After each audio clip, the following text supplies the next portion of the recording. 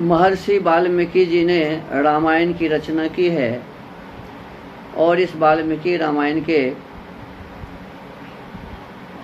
अयोध्या कांड के 50 सर्गः 56वें सर्ग का स्वाध्याय करेंगे। 55वें सर्ग में बताया गया था कि महर्षि भरद्वाज जी के आश्रम से चलकर यमुना नदी को पार करके स्वयं बेड़ी बनाकर नदी को पार करके कुछ दूसरे तट पर पहुंचकर कुछ इधर उधर घूम के और पुनः उसी तट पर वापस आकर के जमुना तट पर ही उस रात्रि विश्राम करते हैं भगवान राम, लक्ष्मण जी और सीता जी। अब जब प्रातःकाल होता है दूसरे दिन, कहते कि अथ रात्र्यां व्यातीता यामवसुप्तमनन्तरं प्रबोधयामास शनैर्लक्ष्मणं रघुपुंगवः। तदनंतर रात्रि व्यतीत होने पर रघुकुल शिरोमणि श्री राम ने अपने जागने के बाद वहां सोए हुए लक्ष्मण को धीरे से जगाया और इस प्रकार कहा। सौमित्रे सेनुवन्यानां वल्गुव्याहरतां स्वनं संप्रतिष्ठामहे बकालः प्रस्थानस्य परंतप। शत्रुओं को संताप देने वाले सुमित्रा कुमार, मीठी बोली बोलने वाले शुक, पिक आदि जंगली पक्षियों का कलरव सुनो। अब हम लोग यहाँ से प्रस्थान करें, क्योंकि प्रस्थान के योग्य समय आ गया है। प्रसुप्तस्तु ततो भ्रात्रा समये प्रतिबोधितः जहु निद्रां च तंद्रां च प्रसक्तं च परिश्रमम्। सोए हुए लक्ष्मण ने अपने बड़े भाई द्वारा ठीक समय पर जगा दिए जाने पर निद्रा, आलस्य तथा राह चलने की थकावट को दूर कर दिया। ततः उत्थाय ते सर्वे स्पृष्ट्वा नद्याः शिवं जलं पन्थानमृषिभिर्जुष्टं चित्रकूटस्य तन्मययोः। फिर सब लोग उठे और यमुना नदी के शीतल जल में स्नान आदि करके ऋषि मुनियों द्वारा सेवित चित्रकूट के उस मार्ग पर चल दिए। अब यमुना नदी पर तट पर थे ही, वहीं यमुना नदी में स्नान किए। और स्नान आदि लिखा है, इसका मतलब है कि स्नान, संध्या, हवन आदि उन लोगों के जीवन का नित्य कर्म था, तो सभी किए और इसके पश्चात चित्रकूट के रास्ते पर चल दिए। ततः संप्रस्थितः काले रामः सौमित्रेणा सह सीतां कमलपत्राक्षी मिदं वचनमब्रवीत्। उस समय लक्ष्मण के साथ वहां से प्रस्थित हुए श्री राम ने कमल नयनी सीता से इस प्रकार कहा। आदिप्तानिव वैदेही सर्वतः पुष्पितान् नगान् स्वैः पुष्पैः किंशुकान् पश्यमालिनः शिशिरात्यये। विदेह राज नंदिनी, इस वसंत ऋतु में सब ओर से खिले हुए इन पलाश वृक्षों को तो देखो। ये अपने ही पुष्पों से पुष्पमालाधारी से प्रतीत होते हैं और उन फूलों की अरुण प्रभा के कारण प्रज्वलित होते से दिखाई देते हैं। पश्य भल्लातकान् विल्वान् नरैरनुपसेवितान् फलपुष्पैरवनतान् नूनं सक्ष्याम जीवितुम्। देखो, ये भिलावे और बेल के पेड़ अपने फूलों और फलों के भार से झुके हुए हैं। दूसरे मनुष्यों का यहाँ तक आना संभव न होने से ये उनके द्वारा उपयोग में नहीं लाए गए हैं, अतः निश्चय ही इन फलों से हम जीवन निर्वाह कर सकेंगे। पश्य द्रोण प्रमाणानि लंबमानानि लक्ष्मण मधुनि मधुकारी भी संभृतानि नगे नगे।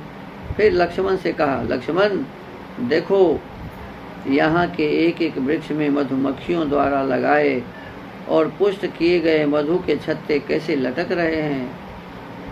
इन सब में एक एक द्रोण लगभग 16 सेर मधु भरा हुआ है।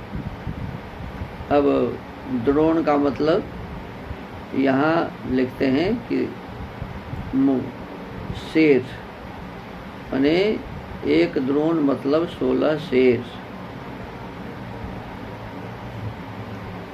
एष क्रोशते नत्युहस तं शिखी प्रतिकूजति रमणीये वनोद्देशे पुष्प संस्तर संकटे। वन का यह भाग बड़ा ही रमणीय है। यह फूलों की वर्षा सी हो रही है और सारी भूमि पुष्पों से आच्छादित दिखाई देती है। इस वन प्रांत में यह चातक पी कहाँ की रट लगा रहा है। उधर वह मोर बोल रहा है, मानो पपीहे की बात का उत्तर दे रहा हो। मातंगयूथानु श्रितं पक्षी संघानुनादितं चित्रकूटमिमं पश्य प्रवृद्ध शिखरं गिरिम। यह रहा चित्रकूट पर्वत। इसका शिखर बहुत ऊंचा है। झुंड के झुंड हाथी उसी ओर जा रहे हैं और वहाँ बहुत से पक्षी झांक रहे हैं। समभूमि तले रम्ये द्रुमैर्बहुभिरावृते पुण्यैरंस्यामहे तात चित्रकूटस्य कानने। तात जहाँ की भूमि समतल है और जो बहुत से वृक्षों से भरा हुआ है, चित्रकूट के उस पवित्र कानन में हम लोग बड़े आनंद से विचरेंगे। ततस्तौ पादचारेण गच्छन्तौ सह सीतया रम्यमासे दतो शैलं चित्रकूटं मनोरमम। सीता के साथ दोनों भाई श्री राम और लक्ष्मण पैदल ही यात्रा करते हुए यथा समय रमणीय एवं मनोरम पर्वत चित्रकूट पर जा पहुँचे। तं तु पर्वतमासाद्य नाना पक्षे गणायुतं बहुमूल फलं रम्यं संपन्न सरसोदकम। वह पर्वत नाना प्रकार के पक्षियों से परिपूर्ण था।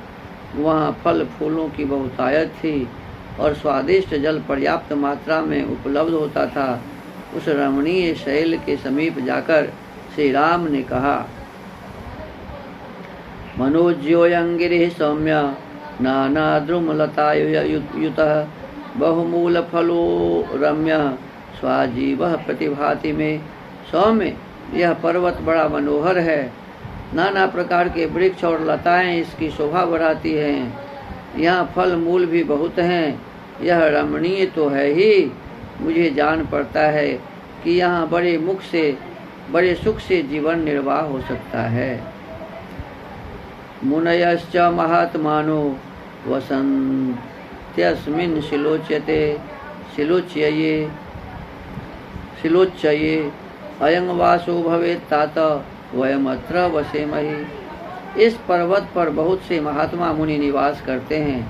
तात, यही हमारा वासस्थान होने योग्य है। हम यही निवास करेंगे। इति सीता च रामश्च लक्ष्मणश्च कृतांजलिः अभिगम्याश्रमं सर्वे वाल्मीकि महिवादयन्। ऐसा निश्चय करके सीता, श्री राम और लक्ष्मण ने हाथ जोड़कर महर्षि वाल्मीकि के आश्रम में प्रवेश किया और सब ने उनके चरणों में मस्तक झुकाया। भगवान रामचंद्र जी, सीता जी और लक्ष्मण जी महर्षि वाल्मीकि जी के आश्रम में चित्रकूट में जंगल जाते समय रुक गए। उनके पास गए, आश्रम में प्रवेश किया और सबने उनके चरणों में मस्तक झुकाया। तान महर्षि प्रमुदितः पूजयामास धर्मवित् आसितामिति चोवाच स्वागतं तं निवेद्य च। धर्म को जानने वाले महर्षि उनके आगमन से बहुत प्रसन्न हुए और आप लोगों का स्वागत है, आइए बैठिए, ऐसा कहते हुए उन्होंने उनका आदर सत्कार किया। यहाँ एक बात विचारणीय है, जब महर्षि वाल्मीकि जी ही इस वाल्मीकि रामायण को लिख रहे हैं और वाल्मीकि जी के आश्रम में भगवान तीनों माने पत्नी और उनकी और उनके भाई तीनों गए। तो इस प्रसंग में वाल्मीकि जी को तो ये लिखना चाहिए था कि मेरे आश्रम में ये लोग आए। देखिए, विचार करने की आवश्यकता है। जब वाल्मीकि आश्रम में सर्वप्रथम वो वहाँ चित्रकूट में पहुँचे और इस प्रसंग को वाल्मीकि जी ही लिख रहे हैं, तो क्या लिखना चाहिए कि ये तीनों मेरे आश्रम में आए। सो ऐसा नहीं लिखा है। इसमें लिखा है कि यही स्थान रहने योग्य है, ऐसा जानकर हम लोग यहीं निवास करेंगे। ऐसा निश्चय करके सीता, श्री राम और लक्ष्मण ने हाथ जोड़कर महर्षि वाल्मीकि के आश्रम में प्रवेश किया और सबने उनके चरणों में मस्तक झुकाया। तो यहाँ क्या लिखना चाहिए था महर्षि वाल्मीकि जी को कि वो तीनों मेरे यहाँ आए और मुझे नमस्ते किए, मुझे प्रणाम किए, मेरे चरणों में मस्तक झुकाए। ऐसा नहीं लिखा है।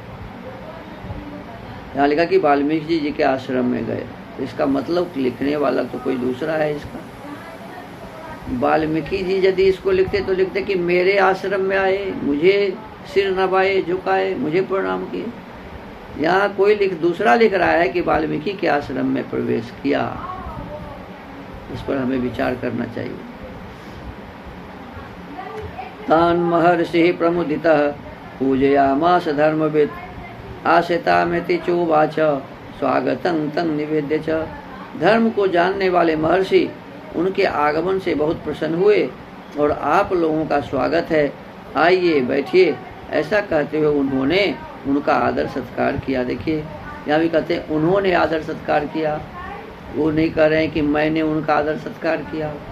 इसका मतलब कोई दूसरा व्यक्ति कह रहा है कि उन्होंने उनका आदर सत्कार किया। इसका मतलब ये वाल्मीकि जी के द्वारा लिखा हुआ ये वाक्य नहीं है। ततो ब्रवीण महाबाहुर लक्ष्मणं लक्ष्मणाग्रजः संनिवेद्य यथा न्याय महात्मान मृषये प्रभु।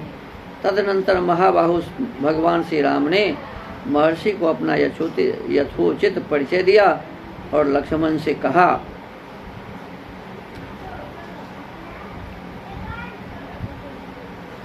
लक्ष्मणानय दारूणि दृढ़ानि च वरानि च कुरुष्वावसथं सौम्य वासे में विरतं मन।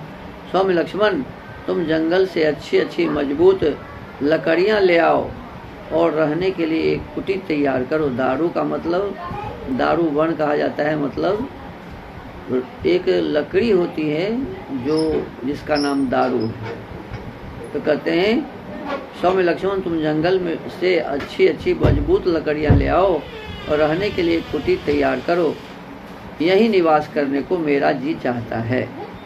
तस्य तद्वचनं श्रुत्वा सौमित्रिर्विविधान् द्रुमान् आजहार ततश्चक्रे पर्णशाला मरिंदमः। श्री राम की यह बात सुनकर शत्रुघ्न लक्ष्मण अनेक प्रकार के वृक्षों की डालियां काट लाए और उनके द्वारा एक पर्णशाला तैयार की। तांग निष्ठितांग बद्ध कटांग दृष्ट्वा राम सुदर्शनाम शुश्रूषमाणमेकाग्र विदंग वचन अब्रवीत। वह कुटी बाहर भीतर से लकड़ी की ही दीवार से सुस्थिर बनाई गई थी और उसे ऊपर से छा दिया गया था जिससे वर्षा आदि का निवारण हो। वह देखने में बड़ी सुंदर लगती थी। उसे तैयार हुई देखकर एकाग्रचित होकर अपनी बात सुनने वाले लक्ष्मण से श्री राम ने इस प्रकार कहा, अयिणेयं मासमाहृत्य शालां यक्ष्मा महे वयं कर्तव्यं वास्तु समनं सौमित्रे चिरजीविभिः। सुमित्रा कुमार, हम गजकंद का गुदा लेकर उसी से पर्णशाला के अधिष्ठाता देवताओं का पूजन करेंगे, क्योंकि दीर्घ जीवन की इच्छा करने वाले पुरुषों को वास्तु शांति अवश्य करनी चाहिए। यहाँ अयिनेयं मांस माहृत्य कहते हैं, यानी मांस को लाया लेकर। तो इसमें मांस का अर्थ यहाँ लिखा हुआ है गजकंद का गुदा। यहाँ मांस का अर्थ लिखा है गजकंद का गुदा, तो इस पर विचार करने की आवश्यकता है। मृगं हत्वा नय क्षिप्रं लक्ष्मणे सुभीक्षण कर्तव्य शास्त्रदिष्टो ही विधिर्धर्म मनुस्मर। कल्याणदर्शी लक्ष्मण, तुम गजकंद नामक कंद को उखाड़ कर या खोद कर शीघ्र यहाँ ले आओ, क्योंकि शास्त्रोक्त विधि का अनुष्ठान हमारे लिए अवश्य कर्तव्य है। तुम धर्म का ही सदा चिंतन किया करो। अब इस श्लोक में लिखा है मृगं हत्वा, ने मृग को मारकर, ऐसा है। और मृग का मतलब जानवर होता है, माने जंगल में रहने वाले जो पशुवादी हैं। तो यहाँ इसका भी अर्थ वो गजकंद नामक कंद कहते हैं, उसको उखाड़ कर ले आओ, ऐसा कह रहे हैं। भ्रातुर्वचन माज्याय लक्ष्मणः परवीरः चकार च यथोक्तं ही तं रामः पुनरब्रवीत। भाई की इस बात को समझकर शत्रुवीरों का वध करने वाले लक्ष्मण ने उनके कथनानुसार कार्य किया।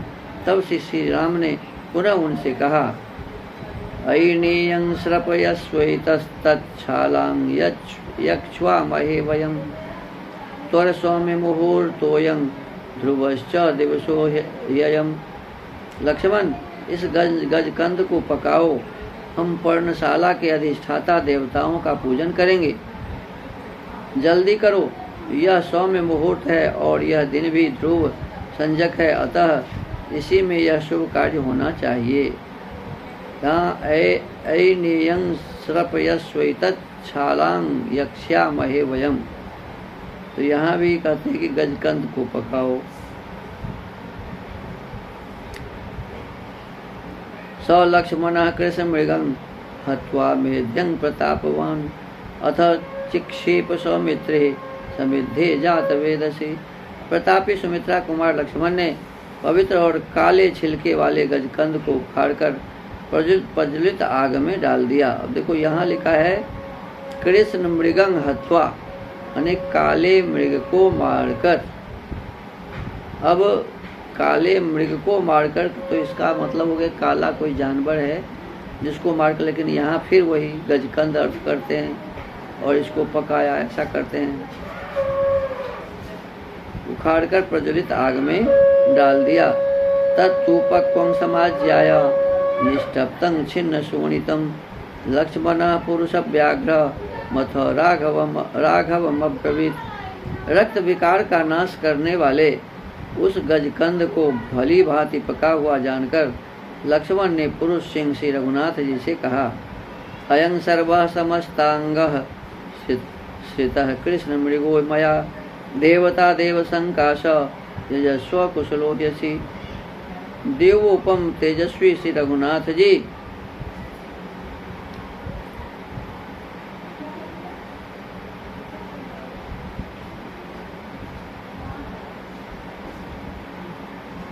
छिलके वाला गजकंद जो बिगड़े हुए सभी अंगों को ठीक करने वाला है, मेरे द्वारा संपूर्णतः पका दिया गया है। अब आप वासुदेवताओं का यजन कीजिए, क्योंकि आप इस कर्म में कुशल हैं। राम स्नात्वा तु नियतो गुणवांज पकोविदः संग्रहेणाकरोत् सर्वान् मंत्रान् सत्रावसानिकान्। सद्गुण संपन्न तथा जप कर्म के ज्ञाता श्री रामचंद्र जी ने स्नान करके शौच संतोष आदि नियमों के पालन पूर्वक संक्षेप से उन सभी मंत्रों का पाठ एवं जप किया जिनसे वास्तु यज्ञ की पूर्ति हो जाती है। इष्ट्वा देवगणान् सर्वान् विवेशावस्थं शुचिः बभूव च मनोह्लादो रामस्यामित तेजसा। समस्त देवताओं का पूजन करके पवित्र भाव से श्री राम ने पर्णकुटी में प्रवेश किया। उस समय अमित तेजस्वी श्री राम के मन में बड़ा आह्लाद हुआ। वैश्वदेव बलिं कृत्वा रौद्रं वैष्णवमेव च वास्तु संसमनीयानि मंगलानि प्रवर्तयन्। तत्पश्चात बलि वैश्वदेव कर्म रुद्र याग तथा वैष्णव याग करके श्री राम ने वास्तु दोष की शांति के लिए मंगल पाठ किया। जपं च न्यायतः कृत्वा स्नात्वा नद्यां यथाविधि पाप शमनं रामश्चकार बलिमुत्तमम्। नदी में विधि पूर्वक स्नान करके न्यायतः गायत्री आदि मंत्रों का जप करने के अनंतर श्री राम ने पंचसूना आदि दोषों की शांति के लिए उत्तम बलिकर्म संपन्न किया। वेदिस्थल विधानानि चैत्यान्यायतनानि च आश्रमस्यानुरूपाणि स्थापयामास राघव। रघुनाथ जी ने अपनी छोटी सी कुटी के अनुरूप ही वेदी स्थलों 8 दिक्पालों के लिए बलि समर्पण के स्थानों, चैत्यों, गणेश आदि के स्थानों तथा आयतनों, विष्णु आदि देवों के स्थानों का निर्माण एवं स्थापना की। ये सभी बातें जो भी कही जा रही है ये सभी आधुनिक बातें हैं। प्राचीन जमाना में न गणेश का पूजा होता था, न ये विष्णु की स्थापना घर में कोई करते थे, न 8 दिक्पाल आदि की कोई बातें होती थी। वेदी स्थल लिखा हुआ है। रघुनाथ जी ने अपनी छोटी सी कुटी के अनुरूप ही वेदी स्थलों का मतलब यहाँ लिखा है 8 दिक्पालों के लिए बलि समर्पण। बताओ, ये लोगों ने गलत इसमें परिचय दिया है। वेदी स्थल का मतलब होता है जहाँ यज्ञ होते हैं, हवन के कुंड जहाँ होते हैं उसी को कहते हैं वेदी स्थल। हवन जहाँ होते हैं वो है वेदी, यज्ञ वेदी। यहाँ यज्ञ होगा वो है यज्ञ वेदी। तो वेदी स्थलों का इसमें गलत गणेश का स्थान तो विष्णु का स्थान तो दिक्पालों का स्थान पुस्तक में जिन्होंने भाष्य किया है उन्होंने लिख दिया।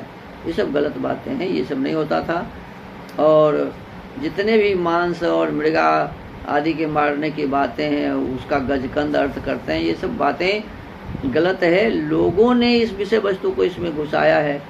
उस जमाने में लोग बिल्कुल ही सात्विक थे और भगवान राम तो वन में सात्विकता के प्रचार के लिए गए थे, अपने जीवन को श्रेष्ठ बनाने के लिए।